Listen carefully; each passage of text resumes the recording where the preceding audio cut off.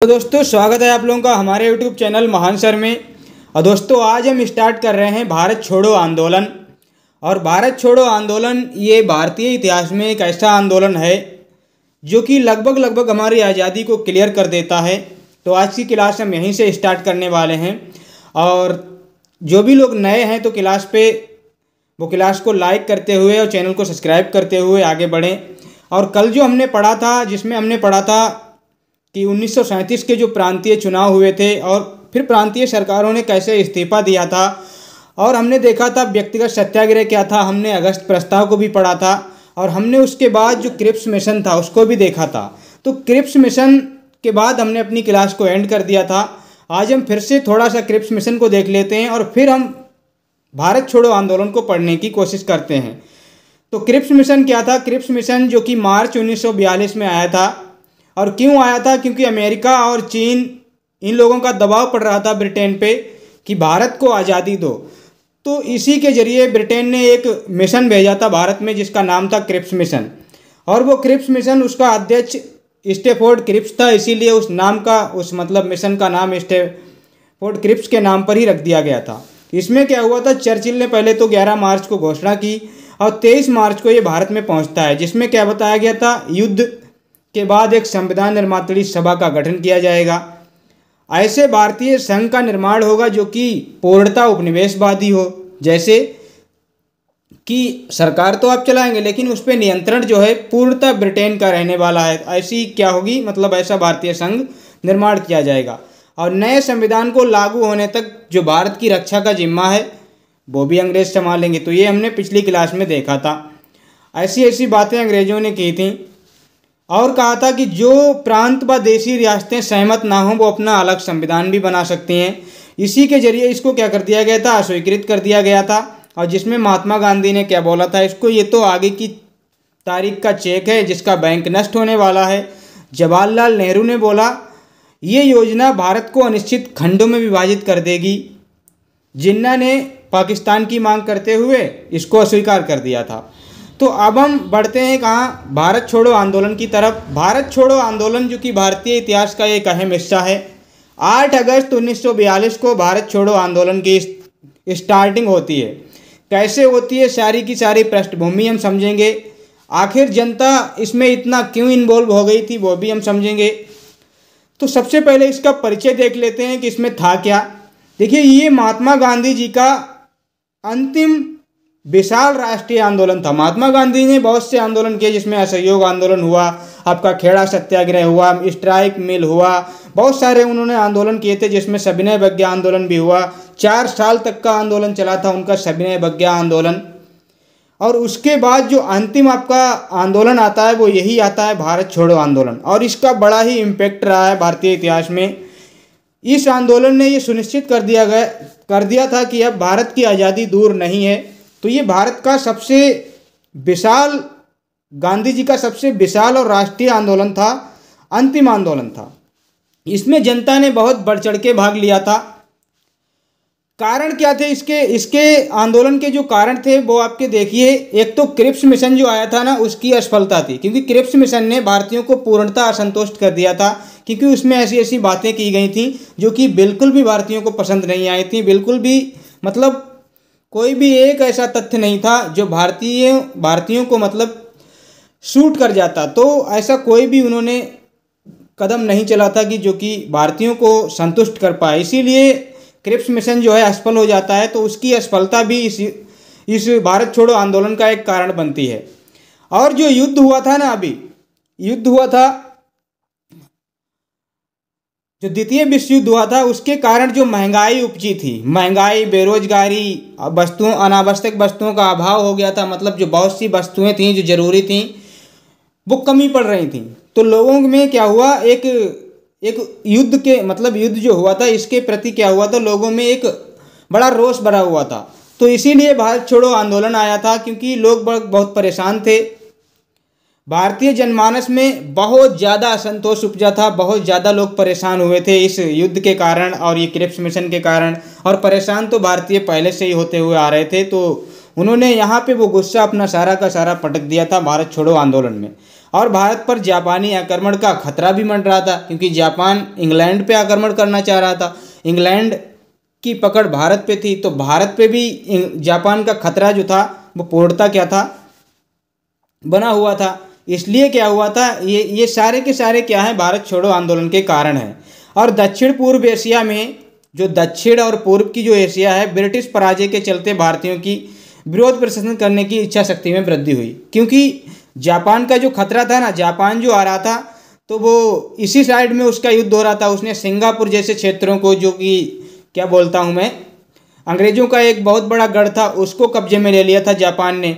तो वहाँ पे जो पराजय हो रही थी ब्रिटेन की, उसके चलते भारतीयों को ऐसा लगा यही सही मौका है और इसका विरोध करना चाहिए, हमको अंग्रेजों का विरोध करना चाहिए ताकि हमें क्या है, आज़ादी मिल सके। तो ये भी एक कारण था जो भारत छोड़ो आंदोलन को एक बल देता है। सविनय अवज्ञा आंदोलन के पश्चात व्यापक स्तर पर नवीन संघर्ष हेतु पर्याप्त ऊर्जा व उत्साह का संचार। जो सविनय अवज्ञा आंदोलन हुआ था उसके बाद ये अंतिम ऐसा आंदोलन था जिसमें बहुत ज़्यादा, मतलब अब जनता जो थी उसके पास काफ़ी ऊर्जा थी, काफ़ी एनर्जी थी, तो उसने सारी की सारी ऊर्जा और एनर्जी अपनी इसी आंदोलन में लगा दी थी। तो ये सारे के सारे कारण थे। जनता को एक क्लू चाहिए था कि कैसे भी हम इनका विरोध तो कर पाएँ, तो ये बहुत बड़ा एक आंदोलन बनता है। आगे देखते हैं दोस्तों, आंदोलन की शुरुआत कहाँ से होती है। तो एक बरदा मीटिंग होती है, 14 जुलाई 1942 को बरदा मीटिंग होती है। उसके बाद क्या होता है, बम्बई में 7 अगस्त को एक अधिवेशन होता है 1942 में।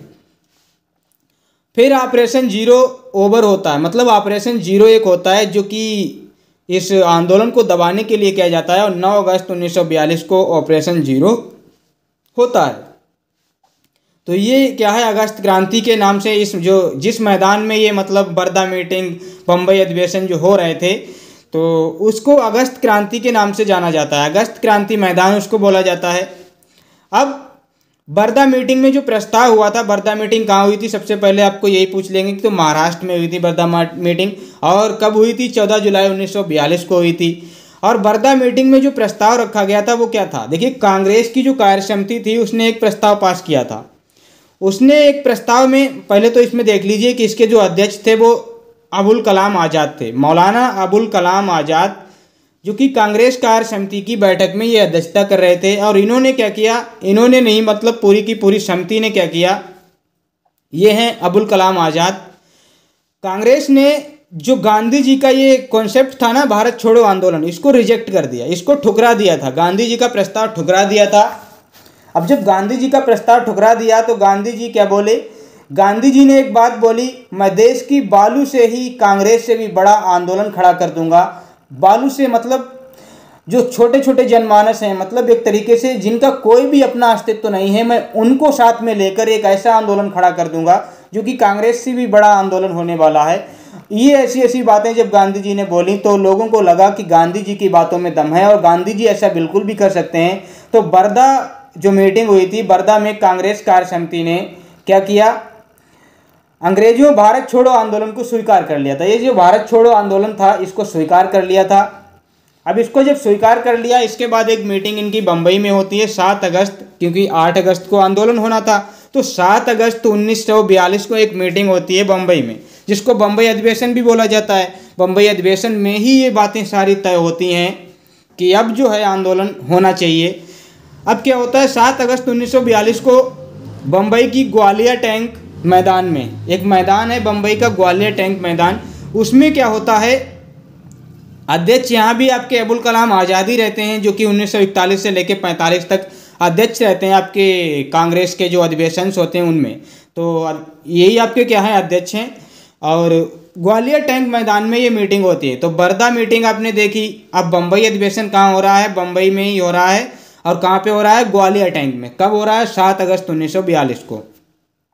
जवाहरलाल नेहरू ने प्रस्ताव भारत छोड़ो आंदोलन जो था उसको प्रस्तुत किया था। प्रस्ताव को किसने रखा था, जवाहरलाल नेहरू ने इस प्रस्ताव को सामने रखा था बम्बई अधिवेशन में। गांधी जी ने यहाँ पे एक 70 मिनट का भाषण दिया था। जब ये प्रस्ताव पास हो गया था, उस प्रस्ताव को पास हो गया, क्योंकि गांधी जी का कॉन्सेप्ट था भारत छोड़ो आंदोलन। भारत छोड़ो आंदोलन जो कॉन्सेप्ट आया था, जो आंदोलन आया था, जो मूवमेंट आया था, वो गांधी जी की ही देन थी।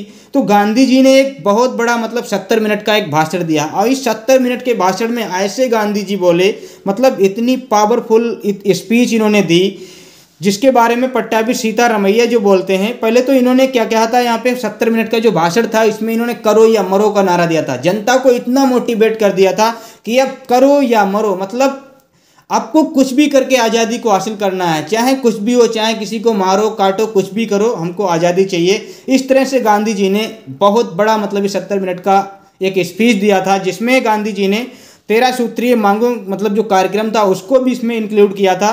तो गांधी जी का ये बहुत बड़ा एक स्पीच रहा था। वहाँ पे लाल बहादुर शास्त्री ने कहा था मरो नहीं बल्कि मारो, गांधी जी ने कहा था करो या मरो, और लाल बहादुर शास्त्री ने उसी मौके पे बोला मरो नहीं मारो। मतलब यहाँ पे गांधी जी की भी जो नीतियाँ थीं वो थोड़ी सी अहिंसक दिखने लगी थी, कि गांधी जी अब समझ चुके थे कि अब अहिंसा से कुछ भी होने वाला नहीं है, तो उनकी जो नीतियाँ थी वो थोड़ी सी हिंसक दिखने लगी थी। उसके बाद क्या होता है, पट्टाभी सीतारामैया जो होते हैं ना, पट्टाभी सीतारामैया ने इस भाषण को क्या बोला था, जो 70 मिनट का जो भाषण हो रहा था गांधी जी का, ये जो 70 मिनट का भाषण हुआ था, इसके बारे में पट्टाभी सीतारामैया बोलते हैं गांधी जी उस दिन अवतार और पैगंबर की प्रेरक शक्ति के रूप में भाषण दे रहे थे। ऐसा लग रहा था कि गांधी जी के अंदर कोई अवतार आ गया है, कोई पैगंबर जैसी शक्ति आ गई है जो कि ये भाषण दे रही है। तो पट्टाभी सीतारामैया का कहना यह था कि गांधी जी को मैंने आज से पहले इतने मिलिटेंट मूड में कभी नहीं देखा था, इतने क्रोधित, इतने अग्रेसिव मूड में कभी नहीं देखा था कि करो या मरो जैसा नारा उन्होंने दिया था। उसके बाद क्या होता है, ऑपरेशन जीरो। ये जो आंदोलन मतलब मूवमेंट चल रहा था ना, जो क्या बोलता हूँ, भारत छोड़ो आंदोलन जो चल रहा था, 8 अगस्त को ये क्या हो जाता है, स्टार्ट हो जाता है। और इस आंदोलन को दबाने के लिए ऑपरेशन जीरो को लाया जाता है, और ऑपरेशन जीरो इसको ओवर कर देता है, मतलब इसको क्या कर देता है, रद्द कर देता है इस आंदोलन को। कैसे इसको रद्द कर देता है, 8 अगस्त की रात मध्य रात्रि में क्या होता है, कांग्रेस के सभी बड़े नेता, जितने भी एग्रेसिव नेता होते हैं, जितने भी ग्रेट लीडर होते हैं, बड़े लीडर होते हैं, उन सभी को गिरफ्तार करने की योजना बनाई जाती है इस ऑपरेशन जीरो के तहत। तो ये ऑपरेशन जीरो क्या करता है, सभी बड़े नेताओं को क्या है, गिरफ्तारी की योजना बनाता है। 9 अगस्त सुबह को ये क्या होता है, ऑपरेशन जीरो क्या होता है, पारित होता है। 9 अगस्त सुबह को ऑपरेशन जीरो के तहत क्या होता है, सभी बड़े नेता, जिसमें कांग्रेस के सभी प्रमुख नेता गिरफ्तार कर लिए गए। पहले तो 8 अगस्त को आधी रात में क्या होती है, योजना बनती है। 9 अगस्त की सुबह को ही कांग्रेस के सभी बड़े नेता गिरफ्तार कर लिए जाते हैं ऑपरेशन जीरो के तहत। तो आपसे कभी भी पूछा जाए कि जो 8 अगस्त 1942 को जो भारत छोड़ो आंदोलन हुआ था, उसके बाद सभी बड़े नेताओं को जो गिरफ्तार किया गया था वो किस ऑपरेशन के तहत किया गया था, तो ऑपरेशन जीरो के तहत किया गया था। गांधी जी, सरोजनी नायडू, कस्तूरबा गांधी, भोलाभाई देसाई, सभी को इनको क्या कर दिया था, पूना के आगा खां पैलेस में इनको रखा गया था, सभी को गिरफ्तार कर लिया गया था।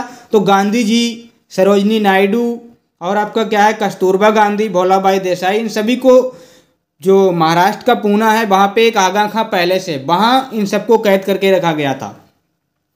जवाहरलाल नेहरू को अल्मोड़ा जेल में रखा गया था। राजेंद्र प्रसाद को बांकीपुर जेल में रखा गया था। सरोजनी नायडू और गांधी जी, कस्तूरबा गांधी, भोलाभाई देसाई को आगा खां पैलेस में रखा गया।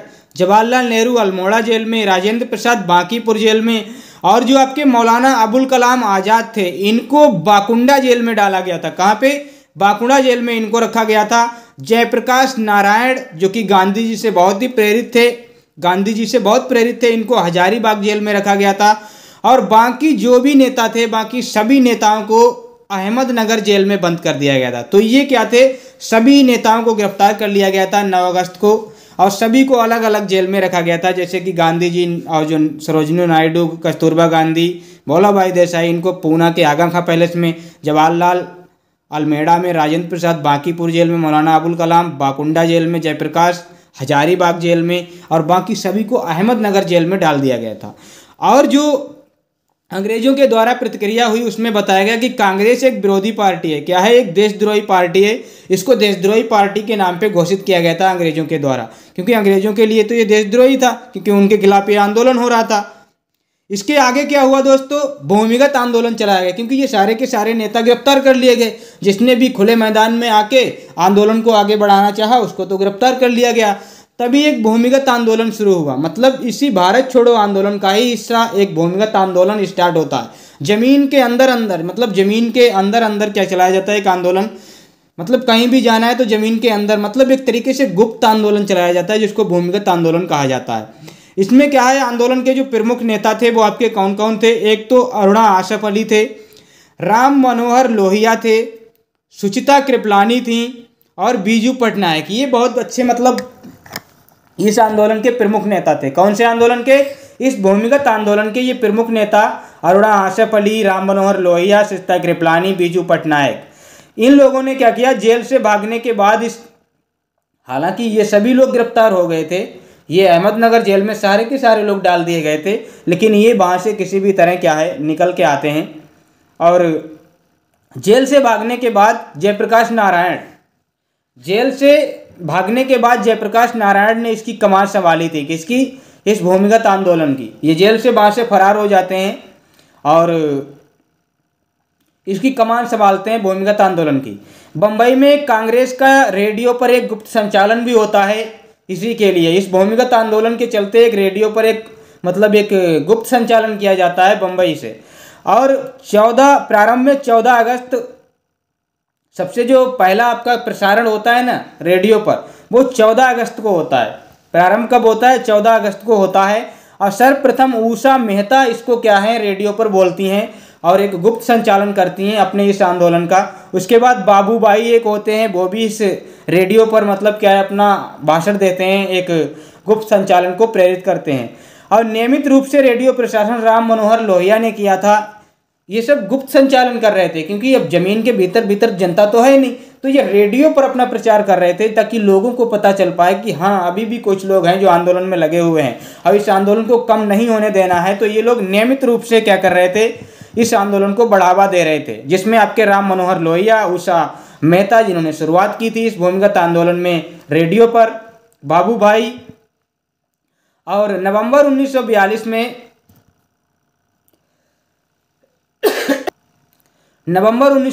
में पुलिस ने खोज कर जब्त कर लिया। नवंबर 1942 में पुलिस ने क्या किया, इनको खोज लिया और इनको क्या कर लिया, जब्त कर लिया, मतलब इनको पकड़ लिया। इन सारे के सारे जो कि गुप्त संचालन कर रहे थे इन सभी को पकड़ लिया था नवंबर 1942 में। और जब इनको पकड़ लिया, जैसे कि उषा मेहता, बाबूभाई को, इनको 4 वर्ष की सजा सुनाई गई थी इन लोगों को पकड़ के। और फरवरी 1947 में क्या हुआ, ब्रिटिश सरकार ने भारत छोड़ो आंदोलन को क्या कर दिया था, विद्रोह का दोष गांधी जी पर थोप दिया कि ये जो भारत छोड़ो आंदोलन हो रहा है, ये जो भी तामझाम हो रहा है भारत छोड़ो के तहत, कहीं आपका भूमिगत, कहीं रेडियो पर प्रसार, ये सारा का सारा जो क्रेडिट जाता है वो गांधी जी को जाता है। सारा का सारा दोष गांधी जी पर अंग्रेजों ने लगा दिया था। और गांधी जी पर जब इसका आरोपण लगाया गया, अब होता क्या है, पूरा का पूरा दोष तो गांधी जी पर लगाया ही गया, लेकिन उसी दौरान क्या हो रहा था, भारत छोड़ो आंदोलन के दौरान देश में कुछ समानांतर सरकारों की भी स्थापना हो रही थी। कुछ ऐसी सरकारें गठित हो रही थी जो कि अंग्रेजों के बिल्कुल खिलाफ तो थी ही थी, लेकिन कुछ ऐसी सरकारें बन रही थी जो कि आगे चल के कुछ बल मिलता भारत को। तो वो सरकारों के बारे में एक बार देख लेते हैं। कहता है कि भारत छोड़ो आंदोलन के दौरान कुछ समानांतर सरकारों की स्थापना हुई थी, जिनमें आपकी एक बलिया की सरकार थी जो कि उत्तर प्रदेश में पड़ता है। और बलिया उत्तर प्रदेश में जो ये सरकार आई थी, प्रथम जो आई थी सबसे कम समय तक के लिए आई थी, और चिंटू पांडे इसके क्या थे, नेतृत्व करता थे। कौन थे, चिंटू पांडे। और इन्होंने ये कभी स्टार्ट की थी, 10 जैसे कि 9 अगस्त को क्या हुआ, 9 अगस्त 1942 को क्या हुआ, ऑपरेशन जीरो हो गया। इन्होंने 10 अगस्त 1942 को इस बलिया में एक सरकार की स्थापना कर दी थी। और एक तामलुक सरकार की भी स्थापना हुई थी बंगाल में, जातीय सरकार जिसको बोला जाए, 1942 से 45 तक रही। इसके जो मतलब संचालन करता थे सतीश सामंत थे। सतारा महाराष्ट्र में भी एक सरकार बनती है, सबसे लंबे समय तक रहने वाली सरकार जो कि सतारा महाराष्ट्र की होती है। वाई बी चौहान इसके क्या होते हैं, नेतृत्वकर्ता होते हैं, लीडर होते हैं, इन्होंने इसकी स्थापना की होती है। अहमदनगर गुजरात में एक सरकार बनती है आज़ाद सरकार के नाम से। तो ये 4 क्या होती आपकी सरकारें थी जो कि उसी दौरान बन रही थी जब भारत छोड़ो आंदोलन चल रहा था, उसी टाइम पे ये आई थी।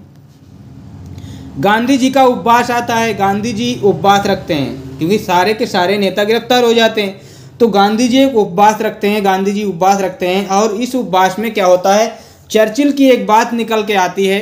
चर्चिल कहते हैं, जब हम दुनिया में हर जगह जीत रहे थे तो ऐसे समय में एक कमबख्त बुड्ढे के समक्ष कैसे झुक सकते हैं जो सदियों से हमारा दुश्मन रहा है।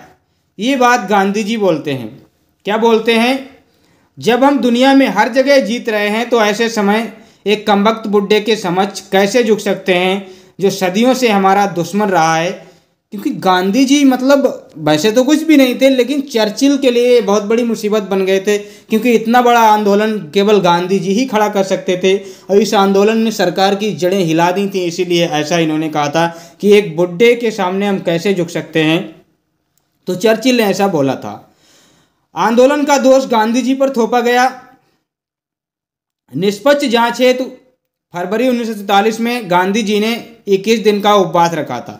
क्या किया था, 21 दिन का उपवास रखा था ताकि इस आंदोलन की निष्पक्ष जांच हो कि ये सारा का सारा दोष मुझ पर जो थोपा जा रहा है इसकी निष्पक्ष जांच भी तो होनी चाहिए कि क्या ये बिल्कुल जो ये लगा रहे हैं मुझ पर ये दोष ये जायज़ है भी कि नहीं है। तो इसके लिए 21 दिन का उपवास गांधी जी रखते हैं ताकि इस आंदोलन की निष्पक्ष जांच हो सके।